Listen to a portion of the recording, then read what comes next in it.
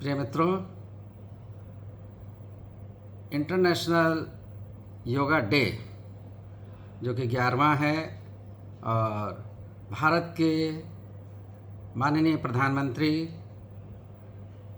नरेंद्र मोदी जी ने पूरे विश्व में योग की महत्ता को स्वीकार कराते हुए 11 वर्ष पूर्व ये स्थापित किया। और इस वर्ष का जो स्लोगन है yoga for one earth one health, इसी पर पूरे देश में विगत 1 महीने से कार्यक्रम हो रहे हैं और काशी हिंदू विश्वविद्यालय में विशेष करके चिकित्सा विज्ञान संस्थान में भी कार्यक्रम चल रहे हैं। और हमारे माननीय निदेशक प्रोफेसर सत्यनारायण शंखवार जी पूर्ण सत्यनिष्ठा और कर्तव्य निष्ठा के साथ चिकित्सा विज्ञान को चलाते हुए सभी कार्यक्रमों को विकास कर रहे हैं और करा रहे हैं। और इसी कड़ी में हम लोग उनका चिकित्सा विज्ञान संस्थान के अध्यापकों, छात्रों और काशी की जनता के लिए योग के महत्व और इस विषय पर क्या विचार हैं और क्या संदेश देना चाह रहे हैं, उसके लिए मैं आज अपने निदेशक महोदय के पास आया हूँ। निदेशक महोदय यूरोलॉजी के विशेषज्ञ हैं, KGMU लखनऊ से आए हैं, वहाँ MS थे और आपने यहाँ आते ही किडनी ट्रांसप्लांट कराया है। इस सब की चर्चा, क्योंकि आज योग की चर्चा हो रही है, उस पर ज़्यादा ना प्रकाश डाल के, क्योंकि उनका कार्य तो इंटरनेशनल है। किडनी ट्रांसप्लांट यूनिट पूरी स्थापित कर दी है BHU में और वो कार्य चल रहा है। चहुमुखी प्रतिभा के धनी और उसका विकास कराते हुए वो चल रहे हैं। तो उनके संदेश को हम सब मानेंगे और आगे बढ़ेंगे। तो मैं ज़्यादा समय न लेते हुए अपने निदेशक महोदय की ओर चलता हूँ। सभी लोगों को मेरा सादर अभिवादन।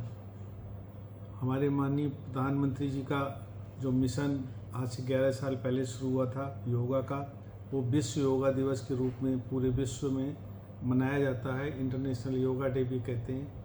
और इस वर्ष का थीम है एक पृथ्वी एक स्वास्थ्य के लिए योग।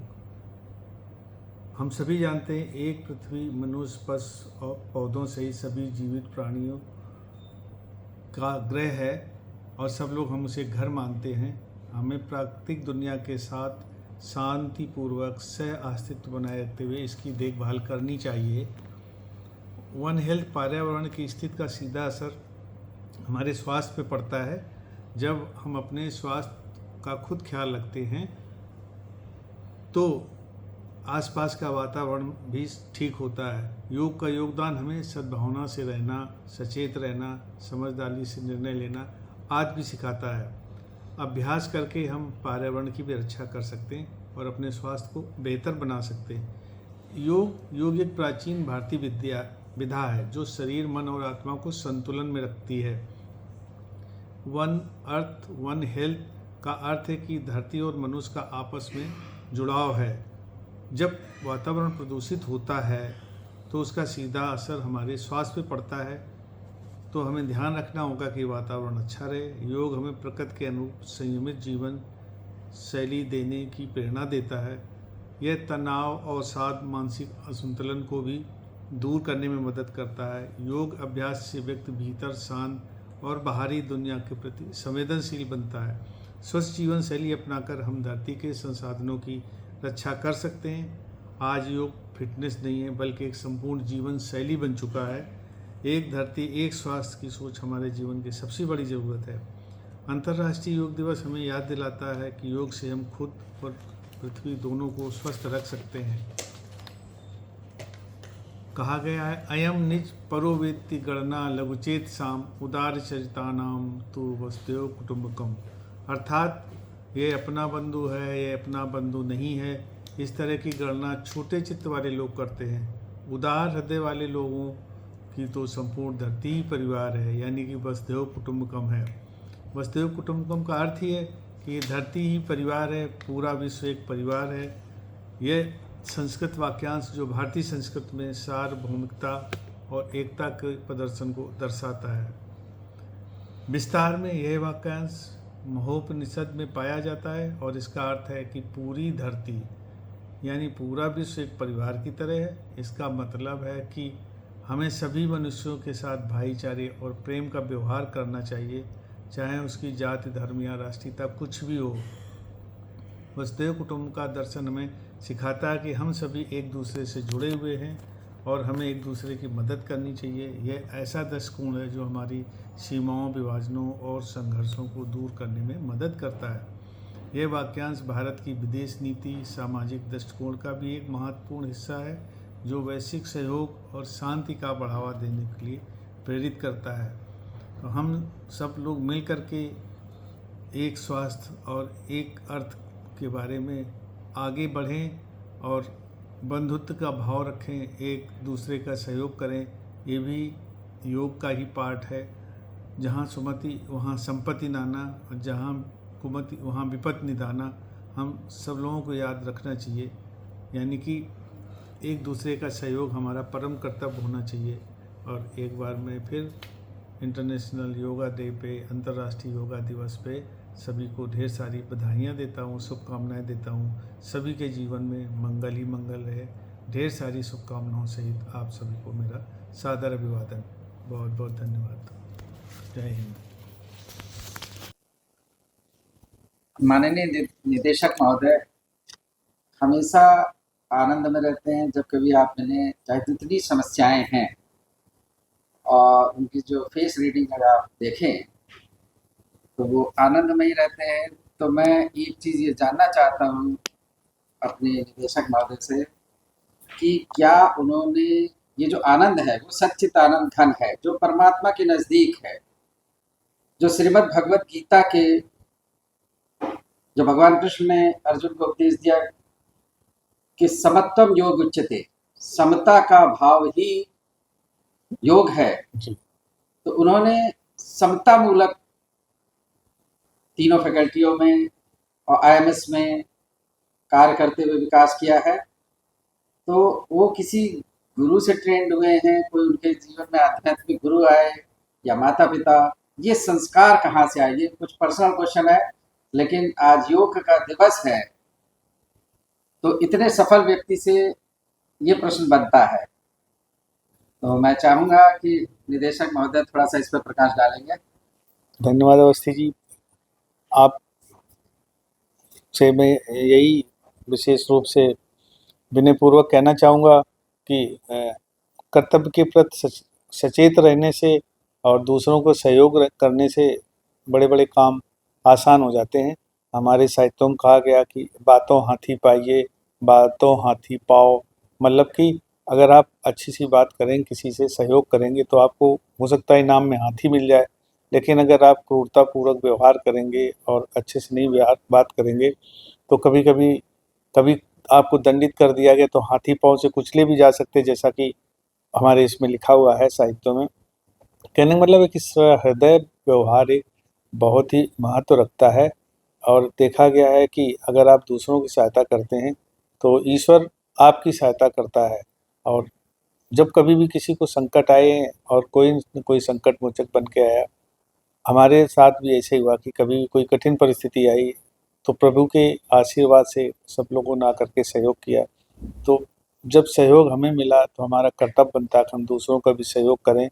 और हमारे अंदर थोड़ी सी एक भावना और होनी चाहिए कि फॉरगेट एंड फॉरगिव, कि क्षमा बड़न को चाहिए, छोटन को उत्पात। अगर छोटे कोई शरारत कर देते हैं, बड़े लोगों को क्षमा कर देना चाहिए।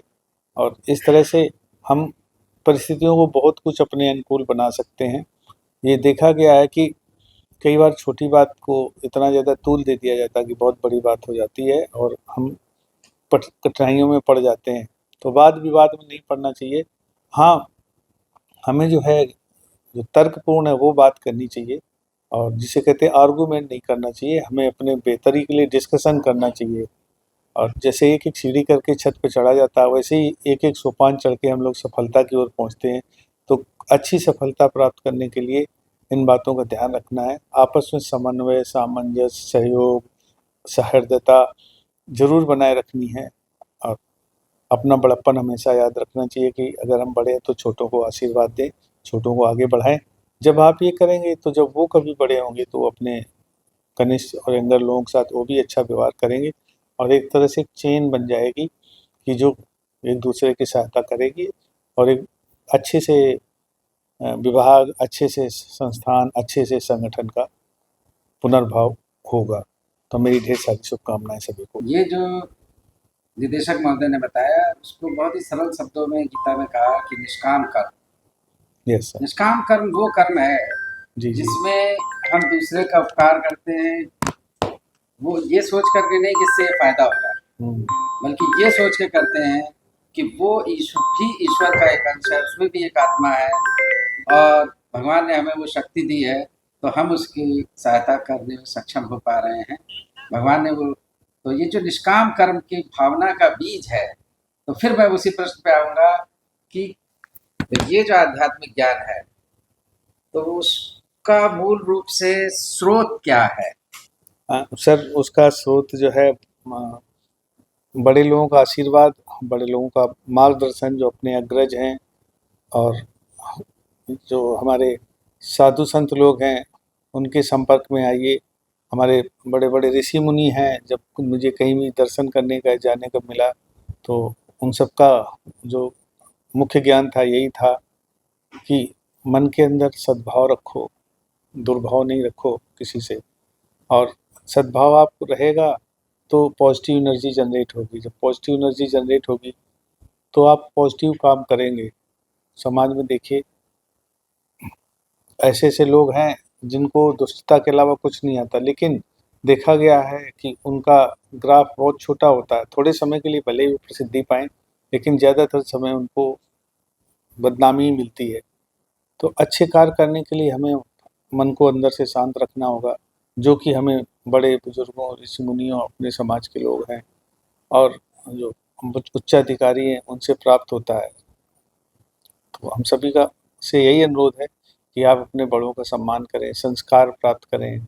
हमारा भारतवर्ष में ये है इम्पोर्टेंट बात कि हम सभी लोग अपने अग्रजों का सम्मान करते हैं, और अग्रज ढेर सारे हम लोगों को शुभाशीष देते हैं। तो उन शुभाशीषों कितनी दुआओं का भी कहीं कहीं स्थान होता है। तो वास्तव में शुभाशीष का बहुत आशीर्वाद मिलता है, फर्क पड़ता है, और उन सबके से ही हम लोग आगे बढ़ते हैं। जैसे कहते हैं कल्चर्ड हैं हम लोग, तो हम लोग उसी तरह से कल्चर्ड वे में आगे बढ़ेंगे। सब कुछ आसान रहता है, बस कल्चर्ड और संस्कारी होना बहुत आवश्यक है।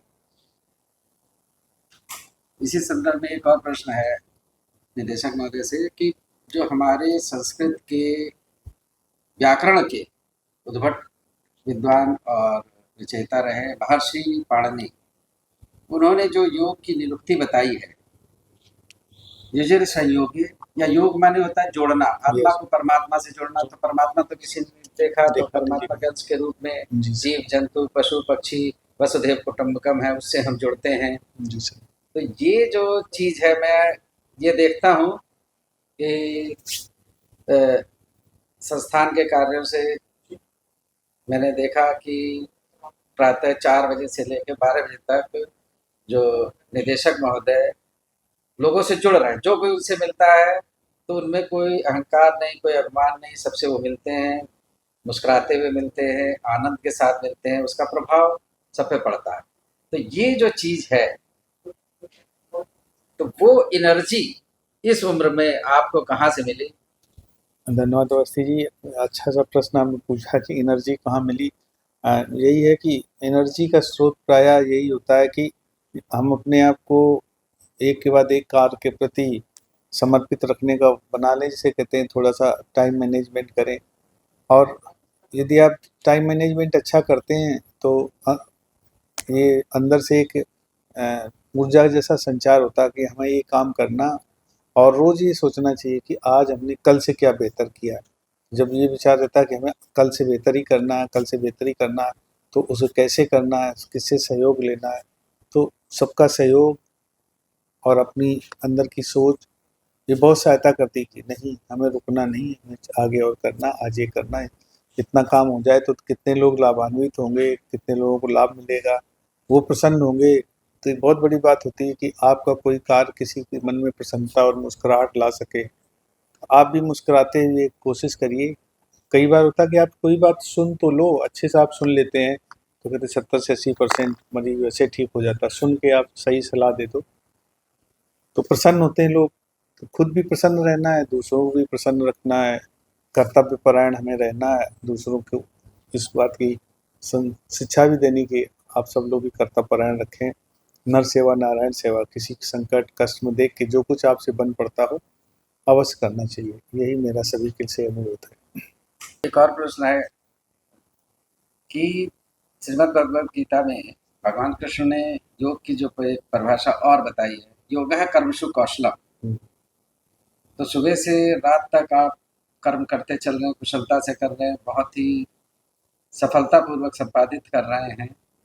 तो यही जो संदेश है युवाओं के लिए, विशेष करके जो हमारे एमबीबीएस के छात्र हैं, बीएमएस के छात्र हैं, डेंटल के छात्र हैं, युवा वर्ग है, तो वो किस तरीके से कर्म में कुशलता लाए, अपने सब्जेक्ट में परफेक्शन लाए। कहते हैं कि जो जिस किसी चीज़ पे आप समय देंगे उसके आप एक्सेल कर जाएंगे, एक्सपर्ट बन जाएंगे और योगा कर्मसु कौशलम हो जाएगा। तो उन बच्चों के लिए जो छात्र हैं वो आप जैसे उत्कृष्ट पद को कैसे पा सकते हैं, क्या वो जीवन शैली अपनाएं, उस पर थोड़ा सा आप अगर संदेश देंगे। बहुत ही अच्छा है। और कैसे हम लोग उत्कृष्टता की ओर आगे बढ़े, तो उसके लिए वही ज़रूरी है कि हमारे छात्रगण जो हमारा मुख्य ध्येय है, लक्ष्य, उसके लिए मतलब सोच लें, फिर उस तदनुसार कार्य करें। देखो, कोई कार्य असंभव तभी होता है जब उसकी शुरुआत ही ना की गई हो। 1000 miles journey start with single step. मतलब तो इसी तरह से कोई कार्य करना चाह रहे हैं तो उसको आप प्लान करके अच्छे से करें। उसमें ज़रूरी है कि बड़ों का मार्गदर्शन और आपकी कर्तव्यपरायणता, दो चीज़ें तो बहुत ज़रूरी है। छात्र हैं, छात्रों को जैसा कहा गया है कि काकचेष्टा बकोदहनम स्वान निद्रा तथैयुचा स्वल्पाहारी, these are the 5 characteristic of the students. तो स्टूडेंट्स को पांचों बातों का ध्यान रखना है। हमारे ऋषि मुनियों ने यूं ही नहीं लिखा है, काफ़ी मंथन और काफ़ी अनुभव के बाद लिखा है। अब हमारा जो स्टूडेंट ग्रुप है उनको चाहिए कि खूब चैतन्य रहें, अच्छे से ध्यान लगाएं, कम खाना खाएं और जंक फूड, नशाखोरी इत्यादि ना करें। अगर ये करने लगेंगे तो फिर जीवन पथ भ्रमित हो जाएगा और फिर हम अपना लक्ष्य नहीं प्राप्त कर सकते।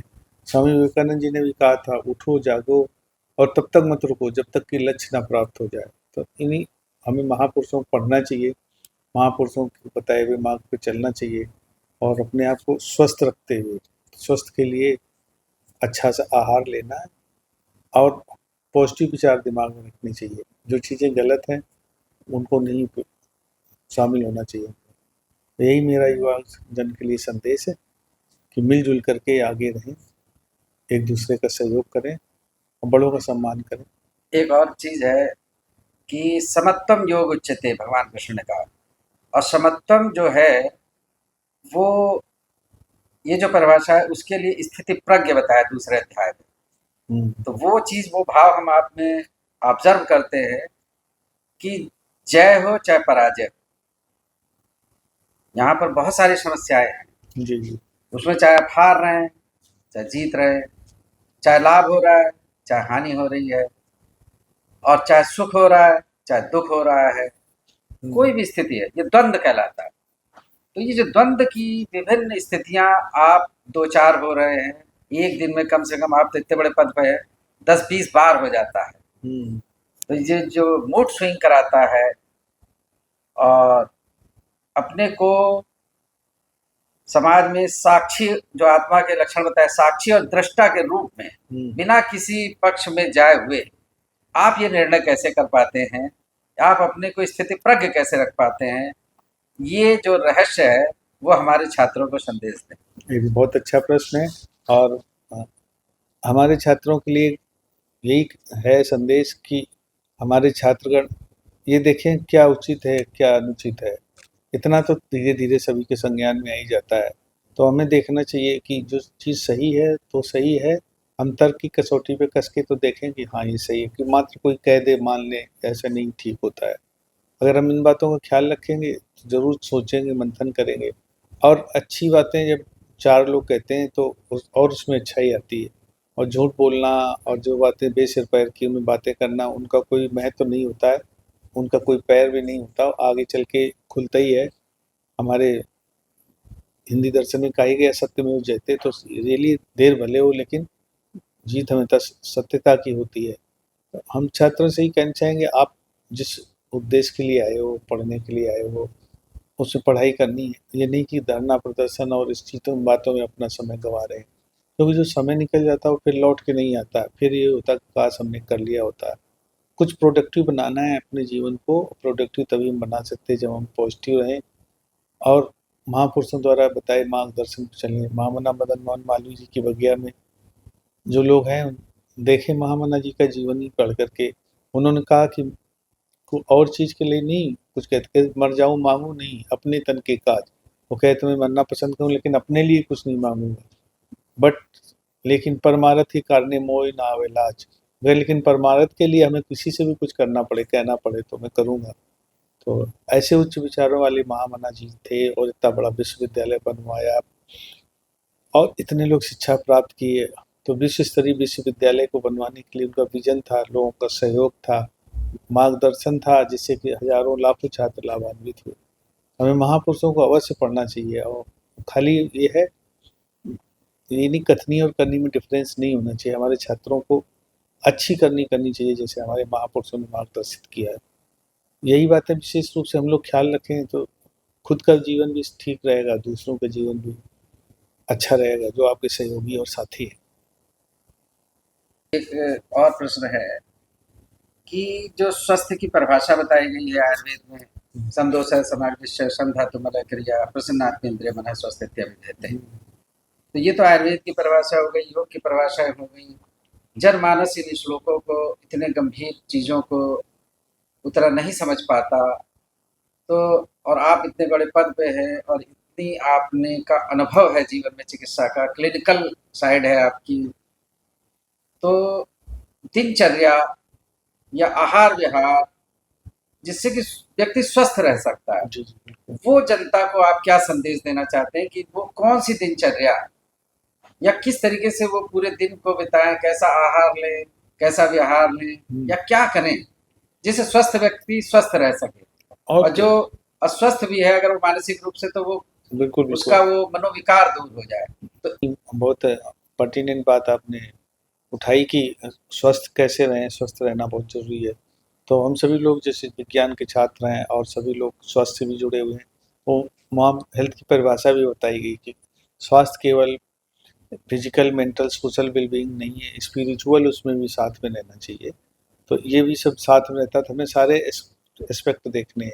और हमारी दिनचर्या स्वस्थ जीवन शैली का विशेष ध्यान रखना चाहिए। स्वस्थ जीवन शैली का मतलब यही है कि हम जो यम नियम संयम होते हैं और स्वस्थ आहार विहार होता है उसका ख्याल रखें। हमें कुछ भी, जैसे आपने पशु पक्षी चिड़िया देखे होंगे, कभी भी सूर्यास्त के बाद नहीं खाते पीते। हम लोगों को कुछ ऐसे ही कोशिश करनी चाहिए कि हम भोजन अपना समय से ले लें, प्रचुर मात्रा में नींद लें, प्रतिदिन हमें कुछ एक्सरसाइज योगा या व्यायाम करना है। कुछ भी ऐसी चीज़ों का सेवन नहीं करना जो हानिकारक है। मादक पदार्थों का उपयोग ना करें बिल्कुल भी।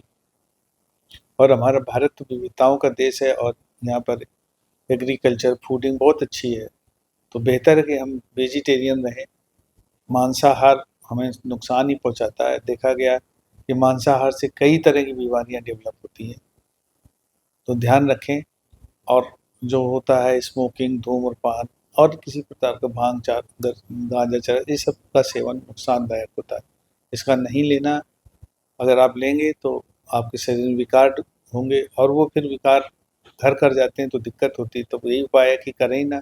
अब किसी ने करा बीमारी हो गई तो फिर उसका यथोचित उपचार भी करा लेना चाहिए समय रहते हुए। ऐसा नहीं कि अंग फेल हो गए तब आगे आ रहे हैं। तो ये देखा गया हमारे ऋषि मुनि पहले 100 साल से ऊपर ही जिंदा रहते थे, आम जनता भी। क्यों? क्योंकि वो लोग स्वस्थ आहार विहार और व्यवहार करते थे, ताज़ा भोजन का उपयोग करते थे और ढेर सारा काम भी करते थे। आज जैसा सेडेंटरी लाइफ कुछ लोग करते हैं कि बस चले ही नहीं, कार से निकले घर पहुँचे, घर से फिर, तो ऐसी सेडेंटरी लाइफ से भी दिक्कतें होती हैं। तो स्वस्थ जीवन शैली अपनाएं, एक दूसरे का सहयोग करते रहें। अगर आप एक दूसरे का सहयोग करेंगे तो आपके अंदर एक खुशी जाहिर होती है। जो खुशी होती है उस खुशी से शरीर में ऐसे कुछ हार्मोन्स और केमिकल निकलते हैं जो कि हमें स्वस्थ रहने में हेल्प करते हैं। तो स्वस्थ रहें, निरोग रहें, एक दूसरे का सहयोग करते रहें, स्वस्थ जीवन शैली अवश्य अपनाएं। यही जीवन का मूल मंत्र है, पहला सुख निरोगी काया। Thank you.